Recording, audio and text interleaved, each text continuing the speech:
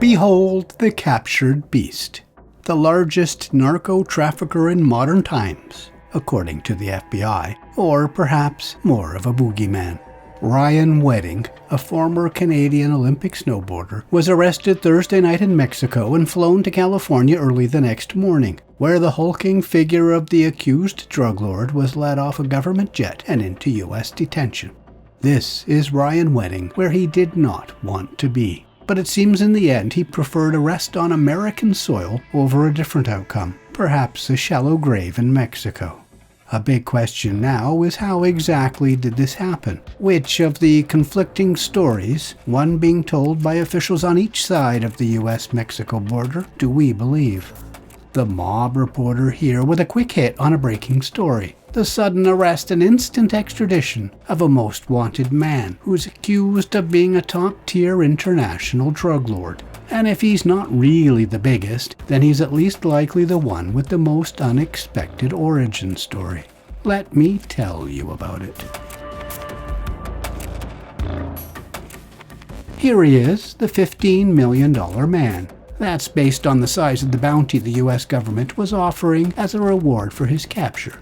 You might also say he's the billion-dollar man, based on the estimated value of the cocaine network he allegedly controlled.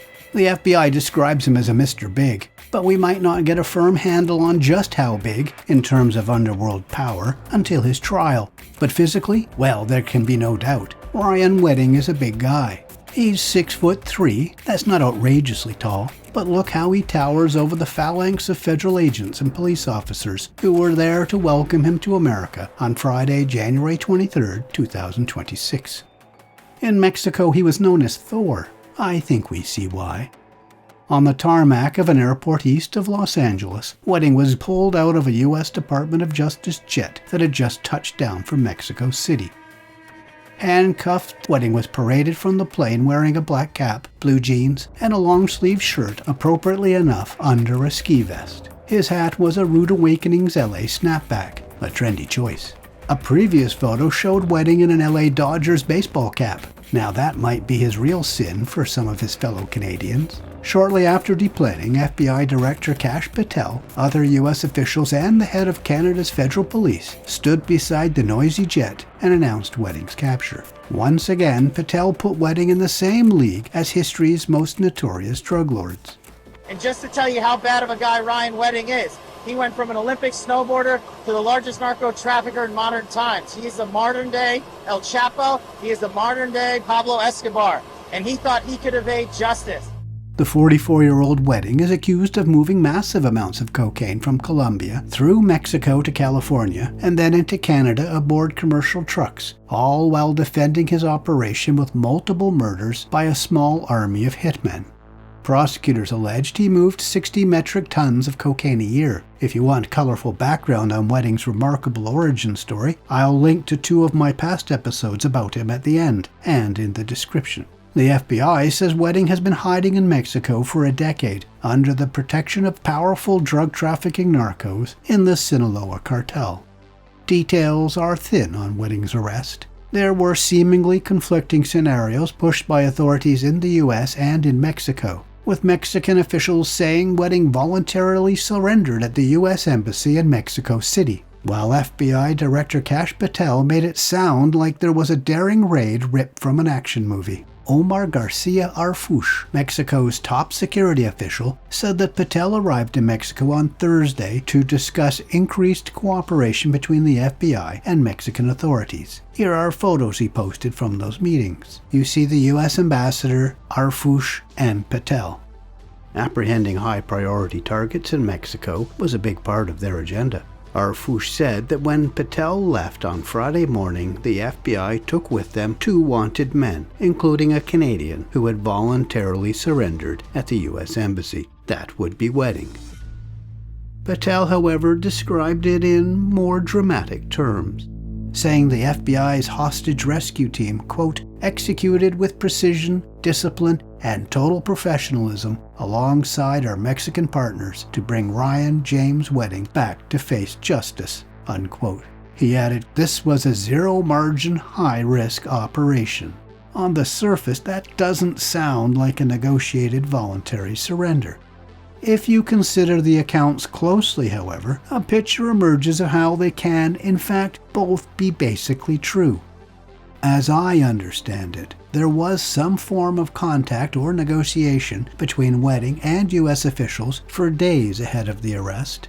It wasn't likely a surprise to the FBI when Wedding surrendered, nor was it likely just a happy coincidence that Kash Patel was there at the time.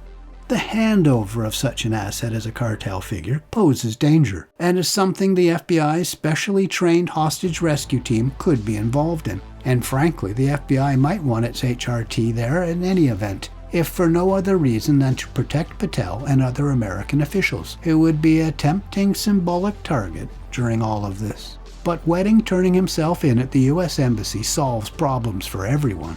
It would allow for Wedding's immediate arrest by U.S. officials and his prompt transfer out of Mexico without the need for extradition hearings and court appearances. It could also help avoid the political difficulty for Mexican officials of a direct U.S. armed action in Mexico without legislative approval. The surrender or handover itself could be high risk, and officials still needed to get him safely out of the embassy to the airport and onto a plane. That could benefit from the HRT as well, to move and protect the target. So there is room here to praise the coordination, planning, drama, and flexing of FBI prowess, without there being a direct smash-and-grab operation to pluck him out of a hiding hole against his will. That kind of capture doesn't seem right here. I mean, look at him. Wedding doesn't look like he was snatched in a surprise raid and dragged away kicking and screaming. He didn't even lose his hat.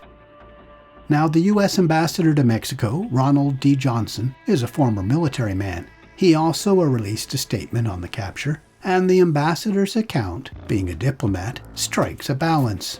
He confirms that Wedding's arrest was a surrender, but he said it was a surrender that came as the direct result of pressure applied by Mexican and U.S. law enforcement working in close coordination. So it does seem that Patel couldn't resist torquing the story a bit, but it also sounds like it was purposely downplayed by Mexican officials. It seems unlikely that Wedding casually sauntered up to the embassy at night and knocked on the door without any challenge. Perhaps Wedding was escorted there by Mexican forces. That could allow Mexico's president to continue to appease the U.S. administration while avoiding domestic scandal for ignoring judicial norms and balances. Ryan Wedding's capture did seem increasingly likely. U.S., Canadian, and Mexican authorities were all gathering more intel, conducting raids, and making arrests of alleged underlings in all three countries. As if taunting him or pressuring him, the FBI released photos of an extensive collection of expensive racing motorcycles, framed artwork, and Olympic qualifying medals that authorities said were all Wedding's. You see photographs of those seizures here. Other photos of Wedding himself, released by U.S. authorities over the months, showed they've had access of some kind to people close to the fugitive, even apparently a selfie in the bedroom. Why Wedding was willing to surrender is not yet known, but I think we can give it a good guess. Narcos usually surrender when they fear they will be eaten by their own, or killed in a surprise government raid. It seems Wedding feared remaining free in Mexico more than being in U.S. custody.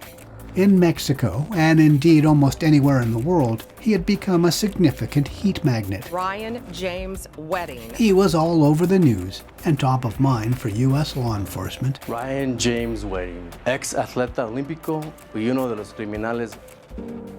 He became recognizable and also easy to spot. Among the narcos of Mexico, his hulking white frame stood out like a neon sign. What was worse for Wedding was his operation appeared to have been severely disrupted. Many of his alleged friends, hitmen, money launderers, transporters, lawyers, had been arrested or outed. Wedding was at his weakest just when he needed strength the most. With such an intense focus on Wedding, with such a huge reward, what narco in Mexico would want to stand beside him for very long? Loyalty can be a rare commodity in gangland. In any event, I suppose, what happens next might matter more than what happened last week. What did Wedding want in his surrender negotiations? And what did the FBI want? What was their deal? Or was there a deal? What secrets might be uncovered as prosecutors start their engines? Will he cooperate or fight the charges to the end? And did anyone earn that $15 million bounty? And, of course, perhaps the biggest question of all, who will try to fill the void left in Wedding's wake?